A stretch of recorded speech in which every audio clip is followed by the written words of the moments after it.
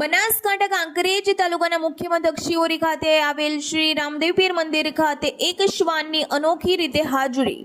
મળતી માહિતી પ્રમાણે ઉત્તર ગુજરાતના બનાસકાંઠા જિલ્લાના કાંકરેજ તાલુકાના મુખ્ય મથક શિહોરી ગૌનગરીમાં પૌરાણિક અને ઐતિહાસિક ધાર્મિક કથાઓ જોડાયેલી છે અને જ્યાં વાદળી ગૌમાતાની જીવંત સમાધિવાળું મંદિર આવેલું છે તેમજ બનાસ નદીના કિનારે શ્રી મહાદેવનું પૌરાણિક મંદિર આવેલું છે.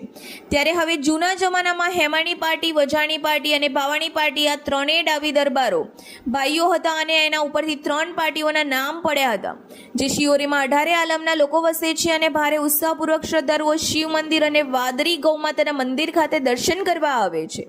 ત્યારે હવે શ્રી રામદેવ પીર મંદિર ખાતે દર મહિને અજવારી બીજ અને 11ના દિવસે બાબા રામદેવ પીરના ભક્તો 11ના દિવસે નેજા લઈને આવે છે અને એમની મનોકામના પૂર્ણ કરે છે. જેમાં સૌથી અગત્યની બાબત વિશે વાત કરીએ તો કાંકરેજ તાલુકાના કંબોઈ ગામના શ્રદ્ધાળુઓ 11ના દિવસે બાબા રામદેવ પીરનું નેજું ચડાવવા માટે આવે છે, જેમાં એક શ્વાન સાથે આવે છે અને તે 11થી લઈને પૂનમ સુધી શ્રી રામદેવ પીર મહારાજના મંદિરે ખાતે જ રહે છે અને પૂનમના છેલ્લા દિવસે પોતે એકલો કંબોઈ ખાતે રવાના થઈ જાય છે.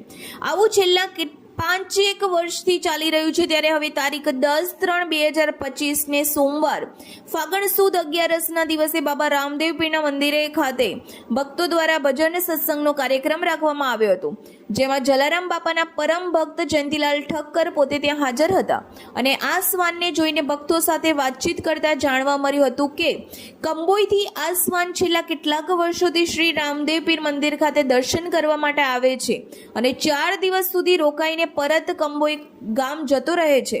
ત્યારે હવે એક અબોલ જીવો પણ હિન્દુ ધર્મમાં માનતા હોય તો આપણે તો મનુષ્ય અવતાર ધારણ કર્યો છે.